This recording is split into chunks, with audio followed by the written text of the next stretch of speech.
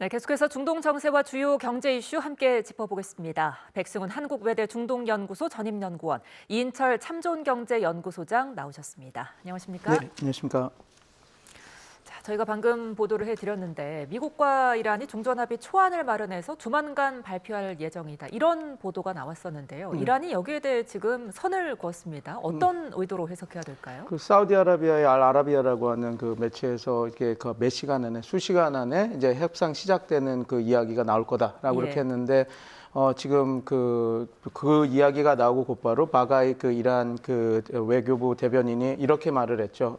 어떻게 보면 합의가 임박했다고 말할 수 없다. 그리고 결코 그렇지 않다. 이렇게 이야기를 했습니다. 그러니까 근데 지금 협상이 어느 정도 협상 타결은 아니고 협상이 개시되려고 하는 이런 것들이 지금 긴급하게 이루어지고 있는 건 사실인 것 같습니다. 예. 왜냐하면 지금 그 무니르 그 파키스탄 총사령관이 테헤란을 방문할 것이다라고 했는데 그게 연기됐다라고 얘기했는데 이제 가는 것이 확인이 됐고요. 예. 그다음에 이제 그 지금 미국 측과 조율을 했던 카타르 중재팀 역시 지금 테헤란에 들어가 있다라고 하고 지금 하고 있으니 지금 어떻게 보면 그리고 또 트럼프 대통령이 자기 장남의 결혼식도 참석하지 않은 채 백악관에서 남아서 지금 이 모든 것을 보고 있으니까 예. 협상이 물밑에서 이게 진행되고 있는 것은 사실이라고 봅니다. 그런데 지금 한 가지 이게 제가 조금 의아한 것은 모스타바 카메네이가 이야기하는 것, 그 다음에 트럼프 대통령이 얘기하는 거에 그 수사의 괴리는 상당히 크거든요. 예. 모스타바도 단 조금이라도 우리 그 농축 우라늄이 반출될 수 없다라고 이야기를 했고 트럼프 대통령은 이란의 고농축 우라늄 60% 440kg을 우리 미국으로 갖고 와서 폐기하겠다라고 이렇게 선언을 했기 때문에 예. 지금 어떻게 보면 트럼프 대통령과 그 모스타바의 그 발언을 보면 이게 협상이 전혀 진행되지 않을 수밖에 없는 그런 완전히 상충되는 얘기를 하고 있거든요. 근데 지금 협상 진행되는 과정을 보면 물밑에서 어떤 협상 재개를 하려고 하는 것들은 이게 시작되고 보여주고 있고요. 그래서 예. 지금 이란 대변인이 저렇게 발표를 한 것은 지금 좀 문제가 되는 게 뭐냐면 지금 알 아라비아 보도에 의해서 자기네들이 지금 협상 관련해서 얘기를 하려고 하는 거 지금 나온 것들이 이렇게 발표될 거라고 하는 얘기 자체도 지금 보면 어떤 문제가 있냐면 핵 관련한 것은 하나도 지금 나오지가 않고 있거든요. 그렇게 되면 이게 과연 이게 진짜로 협상이 시작될 수 있는 것인가 그런 의문점도 있는 상태고 그리고 이란 입장에서는 도대체 그 핵 농축 우라늄이라든지 그 반출 문제에 대해서 이게 어떻게 합의가 안 된 상황이니까 바가이 대변인들은 원론적으로 지금 전혀 조율이 안 되고 우리가 말하는 핵심 사항이 지금 조율된 게 아닌 상태라서 예. 이게 조금 과도하게 언론 보도가 나가고 있다 그렇게 얘기를 그래서 지금 물밑에서는 되게 긴박하게 일이 벌어지고 있고 근데 지금 우리가 아는 정보로는 그리고 그 대통령이나 최고 지도자의 수사나 이런 거에서는 진짜 그 상충하는 점이 극렬하게 보여주는 그런 상황이다 그렇게 보시면 될 것 같습니다. 예, 그러니까 조금 전에도 말씀해 주셨는데 지금 트럼프 대통령이 장남의 결혼식 참석도 하지 않고 휴가도 지금 취소한 채 워싱턴에 머물고 있다고 하니까 어떻게 보면은 지금 뭐 협상에 진척이 없으면 미국이 다시 전쟁을 더 크게 어떻게 보면 군사 옵션에 대한 준비를 하는 게 아니냐 이런 관측들도 많더라고요. 네, 맞습니다. 지금 근데 이게 우리가 잘못 해석하면 안 되고 이게 군사 작전을 위해서 남아 있다 이렇게 보는 것보다는 예. 지금 이 협상 타결 국면이 지금 긴박하게 돌아가고 있다. 그래서 이게 어떻게 보면 테이블이 두 개로 다 열릴 수도 있을 거라고 생각합니다. 그러니까 무슨 말이냐면 지금 이 협상이 진행돼서 협상이 들어갈 수도 있고 그다음에 협상이 결렬되면 우리가 곧바로 지금 트럼프 대통령이 얘기했던 저는 제한적인 군사작전이 될 것이라고 보이지만 그런 제한적인 군사작전도 지금 있는 그런 상황이다라고 보시면 될 것 같습니다. 예, 그렇다면 지금 상황에 대해서 시장은 어떻게 반응하고 있습니까? 일단 뉴욕 증시는 좋습니다. 주말 뉴욕 증시는 이제 동반 상승했는데요. 예. 다우 지수가 이틀째 사상 최고치를 이어가고 있고 대형주주 S&P 500 지수는 주간 기준 8주째 거의 2달 가까이 상승세를 이어가고 있는데요. 예. 일단 미국과 이란의 이제 협상 기대감, 낙관론이 좀 커지고 있고 여기에다가 최근 뉴욕 증시, 전 세계 글로벌 증시의 가장 큰 관심사는 국채금리입니다. 이 장기 국채금리가 굉장히 빠르게 올랐거든요. 예. 이게 이제 최대 악재였었는데 미국의 이제 30년물 국채금리가 2007년 이후 무려 19년 만에 최고치를 찍었습니다. 그러니까 지금 이란발 이제 이 중동발 이제 전쟁으로 인해서 국제유가가 뛰고 그 국제유가 상승분이 시차를 두고 지금 생산자 물가, 소비자 물가에 반영되다 보니 오히려 이런 것들이 미국이 연준은행, 중앙은행 입장에서는 금리 인하보다는 연내 금리 인상을 할 수도 있다라는 분석이 나오니까 좀 주춤했는데 지난 주말에는 이 국채 금리가 소폭 떨어졌습니다. 자, 그러다 보니 25일 월요일은 뉴욕 증시도 휴장이에요. 메모리얼 데이. 우리 예. 현충일과 같은 국경일이기 때문에 오히려 투자자들은 적극적으로 비중을 늘렸는데 사실 1분기 어닝 시즌이 끝났어요. 미국도 굉장히 좋습니다. S&P 500개 기업 가운데 거의 80%, 10개 기업 가운데 8개가 어닝 서프라이즈 수준이기 때문에 여전히 이제 이 주식에 대한 선호도가 높은데 다만 지금 그 연준 내에서도 굉장히 중립 성향의 연준위원들조차도 지금의 상황이 계속 이어지게 되면 연내 금리 인하보다는 인상 쪽에 무게를 두고 있거든요. 예. 자, 그러다 보니까 연준의 통화 정책에 민감한 2년물 국채 금리는 오히려 오르는 모습도 나타나고 있습니다. 예. 그렇다면 국제 유가 움직임은 어떻습니까? 지난주 국제 유가 굉장했어요. 지금 뭐 배럴당 브렌트유가 지금 112달러까지 올라갔었거든요. 근데 주말에 조금 오르긴 했습니다. 0.9%가량 오르긴 했지만 주중에보다는 주간 기준 보면 많이 떨어졌는데 일단 이제 국제유가는 미국과 이란 간 협상이 좀 지연될 수 있다라는 우려 속에 소폭 상승했지만 브렌트유 7월 인도분은 103달러. 그리고 북해산 서부 텍사스산 중주리의 경우에는 96달러 정도에서 거래를 마쳤는데 한 주 동안의 흐름을 보게 되면 브렌트유가 5% 넘게, WTI, 서부 텍사스산 중주는 8%가 넘게 떨어지고 있는데요. 이 사실은 중동전, 국제유가는 지금까지 미국과 이제 이란 간 협정을 둘러싼 전망, 뭐 이제 중재안을 받았다라고 하더라, 별로 마음에 안 든다, 뭐 이런 소식에 계속 일희일비하고 있어서 소폭의 등락은 있지만 주중 내내 가격이 좀 출렁거렸지만 관전 포인트는 뭐냐?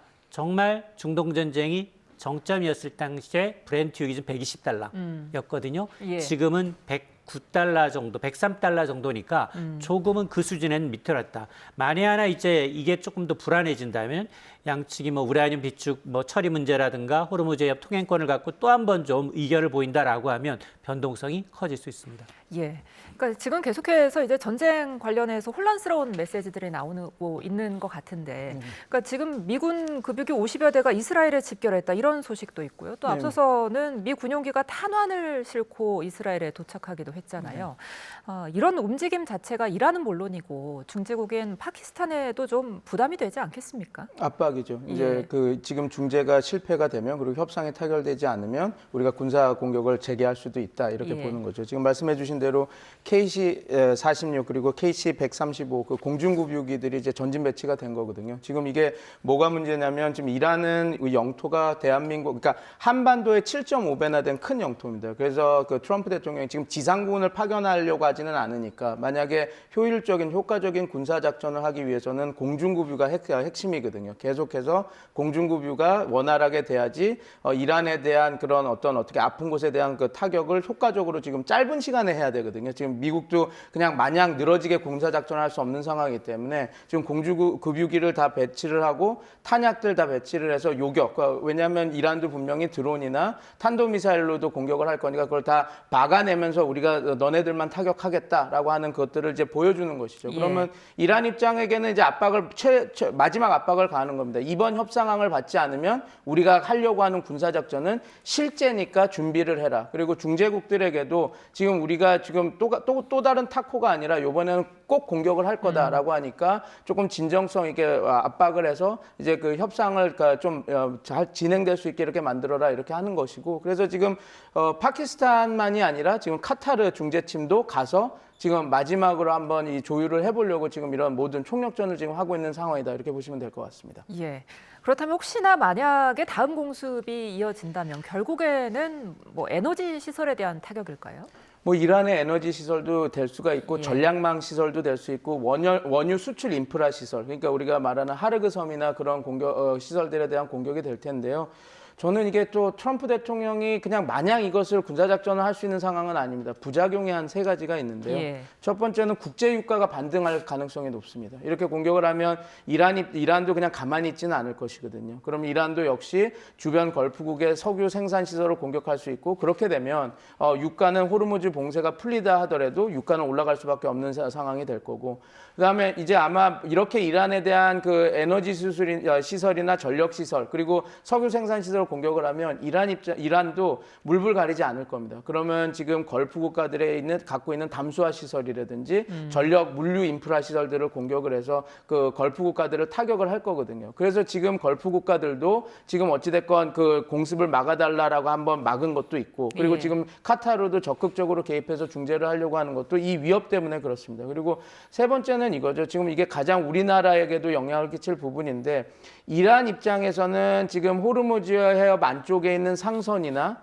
아니면 이제 여러 가지 지금 갈리바프가 공격하겠다라고 얘기했던 호르무즈 해협을 우회할 수 있는 송유관, 그 다음에 해저 케이블, 그 다음에 바벨 만답이라고 하는 또 다른 병목 현상을 이룰 수 있는 그런 곳들에 대한 공격의 명분을 이제 주는 것이거든요. 그렇게 해서 이번 공격이 됐을 때 이 3가지 사항들이 만약에 또 이란이 연동해서 이렇게 가게 된다면 유가는 오르고, 또 다른 병목 현상으로 해서 물류는 막히고, 그리고 또 그 걸프 국가들의 전쟁 비용들은 올라갈 수밖에 없어서, 트럼프 대통령이 지금 공중구비국이나 그런 탄약들을 전진 배치시키는 것은 공격을 하겠다라고 하는 의지와 실제적인 역량을 갖춘 것으로 보이긴 하지만, 예. 그걸 마냥 이렇게 또 그거를 실행하기에는 또 쉽지 않은 부분들도 분명히 있다. 저는 그렇게 말씀드리겠습니다. 예. 근데 만약에 이제 이란의 에너지 시설이 타격을 받는다면 이란 경제가 과연 버틸 수 있을 것이냐? 왜냐하면 지금 이란이 뭐 거의 블랙아웃 상황이라고 하더라고요. 맞습니다. 이란의 지금 이제 중앙은행이 정부에 보고한 걸 보게 되면 연간 물가 상승률이 50%예요. 예. 물가가 대부분 1.5배 뛰었다는 얘기고요. 그런데 이 상황에서 지금 뭐 살인적인 물가 폭등과 그다음에 실업난, 최악의 경제 상황인데, 이게 만약 전쟁의 후폭풍, 여기에다가 이제 물류까지 마비가 되면 아마 물가 앞으로 500% 뛸 것이다. 5배나 더 뛸 것이다라는 겁니다. 예. 물가가 이렇게 뛰다 보니 이제 통화 가치는 또 급락할 수밖에 없는 상황인데요. 인터넷 연결률이 수주째 1에서 2%대라고 합니다. 거의 연결 자체가 안 되는 상황이라고 하는 거거든요. 그러니까 이렇게 되면 인터넷 연결이 안 되게 되면 일단 온라인 결제가 안 됩니다. 배달 플랫폼이 죽죠. 이러다 보니까 디지털 경제에 이제 종사하고 있는 종사자들은 직격탄을 맞을 수밖에 없고, 문제는 뭐냐? 이런 상황에서 또 이제 이 미국은 우회하고 있는 가상자산까지 지금 정조준을 하고 있습니다. 계속해서 지금 이란산 원유를 통해서 가상자산을 통해서 국제제재를 우회하기 위해서 좀 받아봤는데, 암호화폐 한 11조 원 규모 우리 돈으로 자산을 이제 동결하면서 또 압박을 하다 보니까, 이런 상황에서 만일 생명줄과 같은 이란의 뭐 에너지 시설이 타격을 받는다, 그러면 뭐 경제 고립부터 시작을 해서 붕괴 위험이 극에 달하고 있는데, 일단 이란 중앙은행이 정부에 보고한 내용을 보게 되면 이런 상황이다 보니 예. 이란 경제를 재건하는데 최소 몇 년? 10년. 10년 이상 걸릴 수도 있다라는 얘기가 나오고 있는데요. 전 세계에서 지금 스태그플레이션이 가장 심각한 곳을 꼽으라고 하면 여기 바로 이란입니다. 경기 침체 속 물가가 폭등하고 있다라는 얘기입니다. 예. 자, 그렇다면 과연 지금 양측 논의에서 가장 큰 난제는 뭐라고 봐야 될까요? 역시나 뭐 핵 프로그램일까요? 3가지가 있습니다. 예. 하나는 지금 난제가 되는 거는 지금 협상 순서입니다. 그러니까 지금 그 미국 측은 지금 말씀하신 농축 우라늄의 희석 정도와 그다음 농축 우라늄 프로그램을 폐기할 것인가 아닌가, 그리고 반출은 어디로 할 것인가, 그리고 호르무즈 해협도 같이 다뤄야 되는데, 이란은 지금 어떻게 얘기하냐면 종전 먼저, 그다음에 호르무즈 통제권과 항행 문제 그다음에 핵 협상은 그 뒤, 이걸 원하고 있습니다. 그래서 지금 알아라비아 말씀해 주셨던 사우디아라비아 그 보도 매체에서 나온 그 안에서 보면 핵 협상 관련한 거는 빠져 있거든요. 예. 그렇게 되면 지금 미국 입장에서는 그 핵 협상에 관련한 게 빠져 있는 이런 그 협상 개시안은 받아들일 수가 없는 안입니다. 그래서 가장 큰 문제는 협상 순서가 될 거고요. 두 번째는 말씀하신 대로 고농축 우라늄 60% 농축 우라늄 440kg의 문제입니다. 이거를 희석을 어떤 관리 감독으로 할 거고, 희석이 된 그 양을 어디로 반출할 것인가 그것도 그 하나의 그 지금 봉착되고 있는 문제점 하나고 하나는 호르무즈 해협 통제권 문제입니다. 이거를 예. 과연 그 지금 이란이 요구하는 대로 그 자기네들의 통제권을 그 유지한 채로 그리고 호르무즈 해협 통제권의 제도화된 그 시스템을 그대로 유지하고 받아들일 것인가 이런 것도 지금 지금 양측이 첨예하게 대립하고 있는 부분이라서요. 요 세 가지가 지금 그 협상 국면에서 잘 어떤 타결점이 안 나오니까 바가이 그 이란 외교부 그 대변인도 전혀 진전된 거 없다. 우리는 그런 언급들이 나오고 있다. 그렇게 보시면 될 것 같습니다. 예, 자 호르무즈 해협이 참 난제인 게 지금 이란이 페르시아만 해협청을 출범시켰습니다. 그러면서 이제 통제 해역을 또 이제 선포를 한 건데 결국에는 이쪽에 대해서 경제적인 어떤 이득을 좀 봐야겠다 이런 걸까요? 네, 당연히 있죠. 그러니까 이거 경제적으로 연동을 해서, 그러니까 이런 것도 있을 것 같습니다. 이제 호르무즈 해협을 경제적으로 연동을 해서 이게 우리가 끝내는 뺏긴다 하더라도 경제적 유인을 받을 수 있는 하나의 협상력, 레버러지, 지렛대로 쓰겠다라는 것도 하나가 있고요. 예. 그다음에 두 번째는 이것도 있는 것 같습니다. 지금 호르무즈 해협 자체를 자기네들이 통행료를 받지 못할 수도 있다라는 거는 좀 느끼는 것 같습니다. 그런데 그런데 그러면 이런 식으로 연동을 할 수 있는 것도 있거든요. 왜냐하면 지금 이란 입장에서는 호르무즈 해협을 봉쇄해서 글로벌 유가를 올리는 것이 가장 큰 자기네들의 공격 억지력이라는 걸 이미 다 밝힌 지금 받아들인 상태라서 예. 좀 이런 게 있을 것 같습니다. 지금 이 미국이 제시하는 여러 가지 경제 유인이나 공격을 하지 않겠다라는 안을 믿지를 못하고 있습니다. 그렇기 때문에 이란 입장에서는 이런 만든 제도를 이용해서 꼭 경제적 유인이 아니더라도 협상이 어느 정도 지금 어떤 협상이 만들어질지 모르겠지만 트럼프 대통령이 지금 종전하고 협상할 수 있다. 그리고 20년 그 협상 길게 하는 그 단계안을 받을 수 있다라고 하면 이란 입장에서는 이렇게도 나올 수 있을 것 같습니다. 그 단계가 마무리될 때까지 통행료를 우리가 받지는 않겠지만 지금 이런 식으로 우리가 만든 페르시아 해협청의 인가와 승인을 받으면 우리가 안전하게 배들을 오가게 자유항행처럼 오게 해주겠다.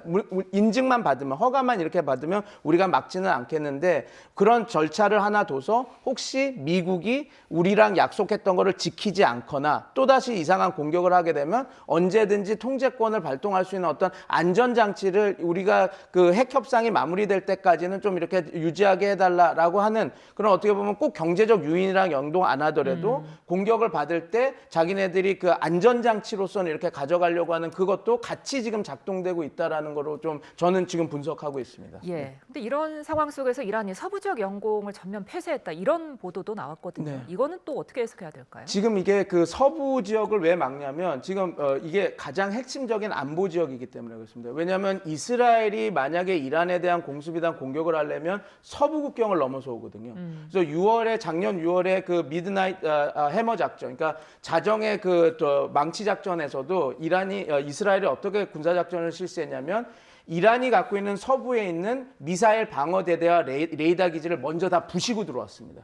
그러니까 지금 이란 입장에서는 지금 말씀해 주신 대로 공중구뷰기와 그 요격탄들이 지금 다 모이고 있지 않습니까? 예. 이스라엘에. 그러니까 지금 공격이 시작되겠다라는 거를 이란도 감지를 해서 그 전에 이제 선전적으로 얘기를 하는 겁니다. 우리 준비가 돼 있고 서부 영공을 다 막았으니 들어오면 우리가 방공망을 개시해서 다 격추를 시키겠다라는 이런 어떤 그 tit-for-tat 이게 나온 건데 저는 좀 이게 조금 의아한 것은 지금 이란이 드론 전력이나 이런 것들은 다시 어느 정도 상당수 부분 회복한 건 맞지만 이런 미사일 방어 체제나 레이더 기지는 거의 형해화된 상태거든요. 미국이 밝힌 대로 15,000 타겟 이상을 다 때려서 이란은 지금 어떻게 보면 방공망 측면에서는 효과적으로 이스라엘과 미국의 공군을 막을 수 있는 역량은 없습니다. 그래서 지금 선언적으로 우리가 이란의 서부 지역을 다 폐쇄를 시켰고 우리는 어떠한 공군이나 이런 거 비행 물체가 들어오면 공격을 하겠다라고 하는 강력한 시그널을 보낸 것은 사실이나 과연 실제적으로 그런 것들을 수행할 수 있는 역량이 이란 공군이나 이란 혁명수비대가 갖고 있을지는 조금 전 회의적으로 보고 있습니다. 그러면 이번 주말이 말 그대로 전쟁 종식이냐 아니면 확전이냐 이런 분수령이 혹시 될까요? 지금 협상안이 어떻게 나오느냐에 따라서 이렇게 될 것 같은데 이 예. 협상안이 지금 어떻게 나온 상태는 아니지 않습니까? 그래서 이게 조금 지금 어찌됐건 카타르 중재팀도 갔고 그다음에 무니르 파키스탄 총사령관도 간 입장이기 때문에 이게 뭐 하루 이틀 더 늘려서 협상안이 나오면 주말 넘어갈 수도 있고 만약에 예. 이게 협상안이 빨리 나오게 된다면 그래도 미국 측에서 한번 또 그거를 한번 그 열람을 해야 되지 않을 거 아닙니까? 예. 그래서 빠르면 말씀하신 대로 요번 그 트럼프 대통령의 결단에 의해서 주말에도 공습이 드러날 수도 있지만 지금 막 협상안들을 서로 주고받는 최종 협상안들을 이제 주고받는 상황이라서 주말을 좀 넘겨서 이렇게 또 진행될 가능성도 높다 저는 그렇게 보고 있습니다. 예, 자, 전쟁이 여전히 오리무중인 가운데 코스피는 중동 정세보다는 어떻게 보면은 삼성전자 파업과 이후 뭐 노사 합의 등에 더 큰 영향을 받은 것도 같습니다. 어떻게 보셨어요? 맞습니다. 이제 점점점 이제 앞자리 숫자 바뀌는 이제 스피드가 더 빨라졌어요. 지금 뭐 8,000피까지 한 150여 포인트만을 코스피는 남겨놓고 있죠. 그런데 지난 주말에는 오히려 코스닥이 더 각광을 받았어요. 예. 5% 가까이 올랐거든요. 이게 국민 참여형 성장펀드, 국민 성장펀드가 이제 완판된다라는 소식이 전해지니까 코스피가 더 많이 올랐는데 어쨌든 지금 뭐 삼성전자 노사 잠정 합의안이 타결되니까 삼성전자 장중에 30만 원 찍었어요. 사상 처음입니다. 예. 뭐 29만 원대로 마감을 했고 또 SK하이닉스도 194만 원이거든요. 근데 이날 주인공은 저는 코스닥이라고 보는데요. 22일 출시됐던 이제 국민 참여형 국민성장 펀드가 출시되자마자 거의 10분 만에 완판됐어요. 10개 은행 가운데 7개 은행에서 완판해서 아마 사시러 가셨던 분들 발길 돌리셨을 겁니다. 이게 대부분 이제 이 코스닥 시장에 자금이 유입되지 않겠느냐라는 기대감인데 국민성장펀드는 앞으로 5년 동안 150조 원의 재원을 모으는데 여기에 매년 6천억 원은 국민들, 개인들이 살 수 있습니다. 최대 1억 원까지. 예. 근데 이 자금 어디에 투자하느냐? 이 자금의 60% 이상이 바로 이제 12대 전략산업. 주로 보면 뭐 인공지능이라든가 반도체라든가 바이오, 2차 전지와 같은 미래 혁신 산업에 집중 투자되는데 장점이 뭐냐? 손실의 20%는 국가가 보장을 하고요. 또 세제 혜택도 있다 보니까 자금이 몰렸는데 지금 보니까 이제 오히려 이러다 보니까 이제 이 외국계 증권사들이 계속해서 목표치를 좀 높여잡고 있는 상황이에요. 노무라 증권이 최근에 코스피 목표치를 10,000에서 11,000까지 올렸어요. 그 전에는 모건 스탠리, JP 모건이 한 10,000까지 올렸었는데 11,000까지. 특히 노무라 증권은 삼성전자의 목표 주가를 59만 원. 아직도 한 30만 원 정도, 2배 정도 더 여력이 있다라는 얘기, 20만 원 정도 여력이 있다는 얘기고 SK하이닉스는 목표가를 400만 원으로 제시했거든요. 예. 그러니까 앞으로 2배 정도 더 오를 수 있는 여력이 있다라는 얘기인데 다만 지금 제가 앞서서 국채 금리가 굉장히 중요하다라고 얘기했는데 이 금리, 국채 금리가 꺾이게 되면 돈의 흐름이 꺾일 수도 있어요. 우리가 3조 호황으로 지수가 계속 좋았어요. 고유가, 저유가, 그다음에 저달러, 저금리, 저 물가였는데 지금 만에 안에 이제 금리가 상승세로 돌아선다라고 하면 돈의 흐름이 왜냐하면 금리가 미국의 국채 금리가 높은데 구태여 위험 자산에 투자할 요인이 굉장히 줄어듭니다. 예. 이렇게 되면 아마 이제 국채 금리의 발작이라든가 연준이 혹시나 지금 케빈 워시가 의장직에 앉았지만 연내 금리 인하가 아니라 실제로 연내 금리 인상을 단행한다라고 하면 전 세계의 돈이 위험 자산에서 안전자산으로 또 쏠릴 수도 있습니다. 예. 자, 그런데 지금 뭐 시장은 물론이거니와 직장인들 사이에서 삼성전자 노사 합의 이야기가 한창입니다.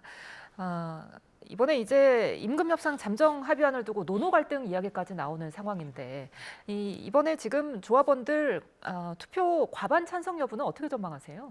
이게 대통령 투표율보다 더 높아졌어요. 예. 이게 이틀도 안 지났잖아요. 예. 어제 22일 시작됐는데 오늘 80%예요. 조합원들 가서 하는 게 아니라 온라인 투표하거든요. 예. 휴대폰으로 투표하다 보니까 지금 어제 3명 중 2명, 66%, 오늘 오전 74%인데 조금 리포트에서 확인하셨습니다면 80%예요. 조합원들 10명 가운데 8명이 투표했어요. 가장 많이 받는 메모리 사업에 28,000명이 있어요. 여기는 로또 맞습니다. 6억 원. 예. 내년 얼마 받느냐? 9억 8천만 원, 10억 원 받아요. 예. 2년 만에 16억 원을 땡깁니다. 여기 다 찬성하겠죠. 안 그러겠습니까? 여긴 금도끼, 은도끼가 있어요. 비메모리 부분. 예. 여기는 파운드리하고 시스템. 여기 1억 6천만 원 받아요. 컵에 물에 반이 차 있는데 위를 보니까 좀 더 받아야 되는 거 아니야?